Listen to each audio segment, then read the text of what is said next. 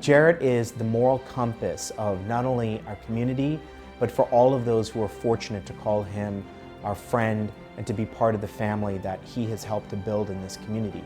He saw things about the Miami community and possibilities here long before structures were in place, and thrives on putting pieces together. And he's a son of the soil. Literally, when you think about everything that he does, who he is, where he's come from, he's a true Miamian through and through. His version of power is a Miami where every one of us has an ability to get connected to a person that can help unlock our full potential.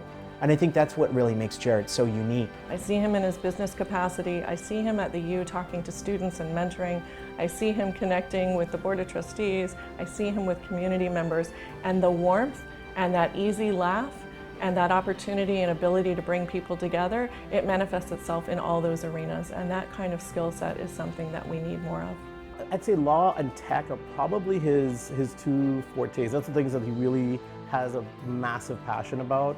What's great about that is that in those spheres, he ends up bringing in people from very, very, very diverse backgrounds. Jaret is involved in so many different organizations. I couldn't begin to list them, but on a personal basis, one of the ones that I'm so thrilled to see him taking on leadership within is the Nicholas Children's Hospital system, where he's serving as chair.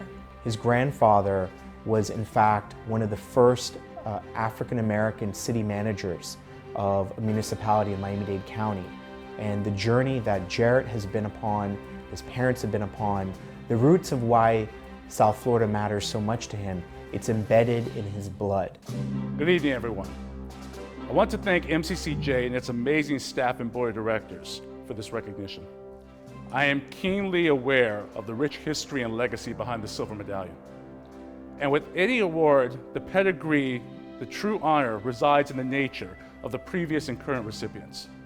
In this case, the legal legend that is Bob Josephsburg, the true warriors of the voiceless, Imran Ali and Cheryl Little, and of course our pillars, Marvin Leibowitz, Dr. Dorothy Jenkins Fields, Ava Moore Parks, and Rabbi Frederick Klein. Having been honored to know many of you throughout the community, I am awed you would choose me to stand with you. And stand may be the perfect word, because we live in times when none have a choice to do anything but stand. There may at present be more division in our society than has been the case in decades. Racism, anti-Semitism, Islamophobia, homophobia, xenophobia, misogyny. What was once exiled to shadow has all too often surfaced and, dare I say, become mainstream. The good news is I believe our South Florida community, and those like it, can be the means by which we return these darkest sides of our souls to the shadows. You know, we as a community spend a lot of time beating ourselves up. We discuss how we haven't yet perfected the blending of our many cultures, how we at times may be more of a salad bowl than a melting pot. We discuss misapplications of power, whether by law enforcement or otherwise. We discuss our fairly staggering wealth disparities. But inherent in all that, beating up of self, is a fervent desire to get it right. And sometimes we're so busy being self-critical, we forget how far we've come. We look at my own community, for example. At present, many of us live in a county, the chair of which is a black woman, and a recent predecessor of hers was the first Haitian American chair. We live in a region that plays home to some degree to the president of the nation's largest black-owned bank. We live in a region where the chief executives of 3 of the top law firms, well, correction, the top law firm and 2 others that are very close, are all black. A community where the heads of the leading museum, the county's economic development organization, several major banks, a Big 4 accounting firm, and a dean of our top medical school are black. And this notion of black excellence goes into the stratosphere when you incorporate our sister county of Broward. And that's simply examples from my own community. I could go on similarly about accomplishments from the Latin community, the LGBTQ community, the Jewish community, the Muslim, Arab, and South Asian communities here, and of course, women.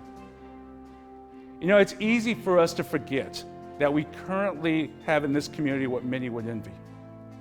And that we got here in part by being eternally so self-critical. That same hunger that drives an athlete to be the best. That same hunger that drives the entrepreneur to change the world.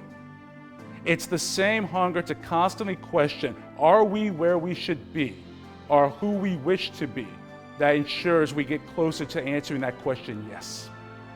And I pray we never stop.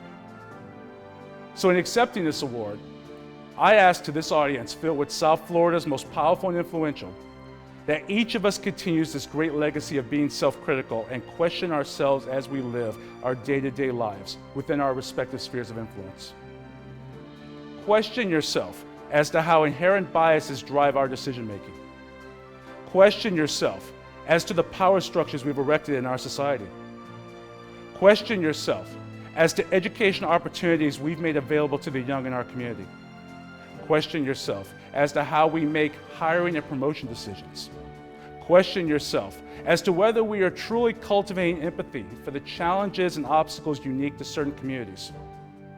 Question yourself as to how, as a member of law enforcement, you are deploying the power society has granted you to protect others. Question yourself as to how, as an activist, you ask others to question themselves. Question yourself, question myself, question ourselves. And to our leadership at the national level, well, you get the gist. If each of us as leaders, as citizens, and as a family commit to this goal of constant self-questioning, I believe we will complete our evolution where we replace mere tolerance of differences with a celebration of those differences. That to me is the essence of MCCJ's mission, and why it touches me so that you've chosen to honor me with the silver medallion.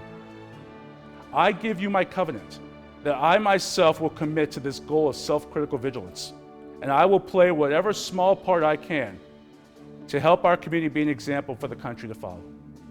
Thank you, and God bless you all.